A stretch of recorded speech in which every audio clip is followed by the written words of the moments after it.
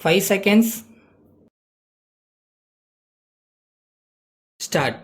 மாண்புமிகு பேரவை தலைவர் அவர்களே, மேதகு ஆளுநர் அவர்கள் ஆற்றிய உரைக்கு நன்றி தெரிவிக்கின்ற தீர்மானத்தின் மீதான விவாதத்தில் பங்கு கொள்ள அனுமதி வழங்கிய தங்களுக்கு முதற்கண் என்னுடைய நன்றியை தெரிவித்துக் கொள்கிறேன். ஆளுநர் அவர்கள் ஆற்றிய உரையில் மிக சிறப்புக்குரிய பல்வேறு செய்திகள் சொல்லப்பட்டிருக்கின்றன. அதில் குறிப்பாக சொல்ல வேண்டுமென்றால், மக்களுக்கான நற்பணிகளை செய்யும் பொறுப்பு மாநில அரசுகளுக்குத்தான் உள்ளது என்பது நல்ல செய்தியாக இருக்கிறது. இதன் மூலம் சேவை வரி விதிக்கும் அதிகாரம் என்பது மாநிலங்களுக்கு வழங்கப்படும் நிலைமை உருவாகியுள்ளது. இதனை நம்முடைய அரசாங்கம் விரைவில் செயல்படுத்த வேண்டுமென்று கேட்டுக்கொள்கிறேன். கால்நடை வளத்தை பெருக்க ஊக்கம் அளிக்கப்படும் என்று ஆளுநர் அவர்கள் கோடிட்டு காட்டியுள்ளார். வேளாண்மை தொழிலில் நவீன கருவிகளின் வருகையால் கால்நடைகளின் எண்ணிக்கை குறைந்து வருவதை நாம் அறிவோம். எனவே அரசின் இந்த அறிவிப்பு கிராமப்புற மக்களின் வாழ்க்கையில் மறுமலர்ச்சியை ஏற்படுத்தும் என்பதில் ஐயமில்லை. தமிழ்நாட்டில் மக்கள் நலன் காக்கவும் மலை வளத்தை பெருக்கவும் மாண்புமிகு முதலமைச்சர் அவர்களின் பிறந்த நாளன்று மாவட்டங்களில் மரம் வளர்ப்பு திட்டம் தொடங்கப்படும் என்பது சிறப்பான அறிவிப்பாகும். ஒவ்வொரு மாவட்டமும் இதன் மூலம் பயன்பெற வாய்ப்பு உள்ளது. மேலும் இந்த மரக்கன்றுகளை நல்ல முறையில் பராமரித்தால் அதன் மூலம் ஊராட்சிகள் அனைத்தும் வருவாய் ஈட்டவும் வாய்ப்பு உள்ளது. ஆகவே இந்த திட்டத்தில் வழங்கப்படும் மரக்கன்றுகள் நல்ல தரமுள்ளவையாகவும் சரியான பருவத்தில் உள்ளதாகவும் தேர்வு செய்யப்பட வேண்டியது அவசியம் என்பதை அன்புடன் சுட்டிக்காட்ட விரும்புகிறேன். தொழிற்சாலைகளின் இரசாயன கழிவுகளால் நிலத்தடி நீர் பாதிக்கப்படுவது குறித்து சமூக நல ஆர்வலர்கள் பலரும் தங்கள் கவலையை அவ்வப்போது தெரிவித்து வருகிறார்கள். அவர்களின் கருத்துக்கள் மக்கள் மத்தியில் பெருமளவுக்கு ஆதரவை பெற்று வருவதை நம்மால் உணர முடிகிறது.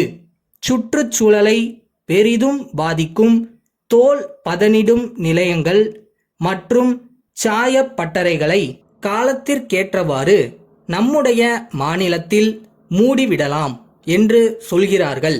அது சரியா தவறா என்று நான் விவாதிக்க விரும்பவில்லை.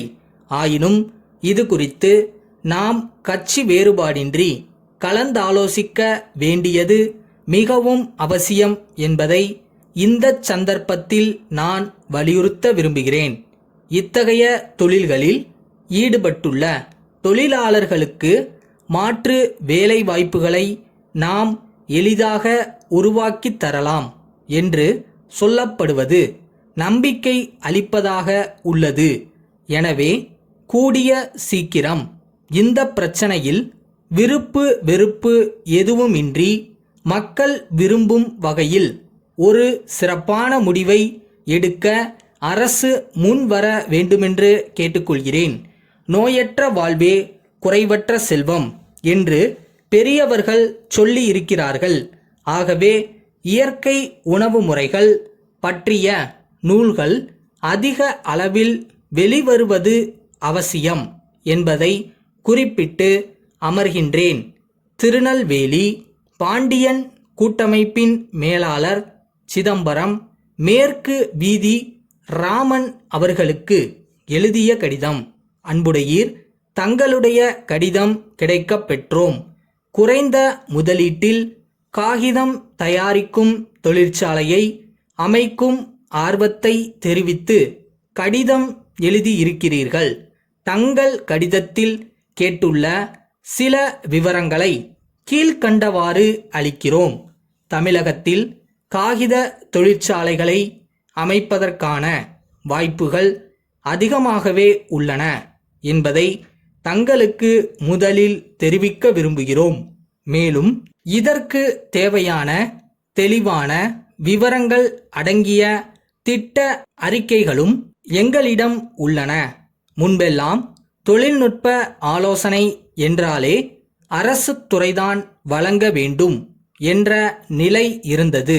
ஆனால் தற்போது எங்களை போன்ற தனியார் நிறுவனங்களும் இத்துறையில் சிறப்பான முறையில் பணியாற்றி வருகிறோம் என்பதை பெருமையுடன் குறிப்பிட விரும்புகிறோம். தொழில் வளர்ச்சிக்கு பாடுபட்டு வரும் எங்களுடைய பணிக்கு நல்ல ஆதரவு அளிக்க வேண்டுமென்று கேட்டுக்கொள்கிறோம். இன்னும் பல விரிவான தகவல்களை தாங்கள் எங்களை நேரில் தொடர்பு கொண்டால் வழங்க இயலும். தங்கள் வரவினை எதிர்பார்த்து காத்திருக்கிறோம். தங்கள் நம்பிக்கையுள்ள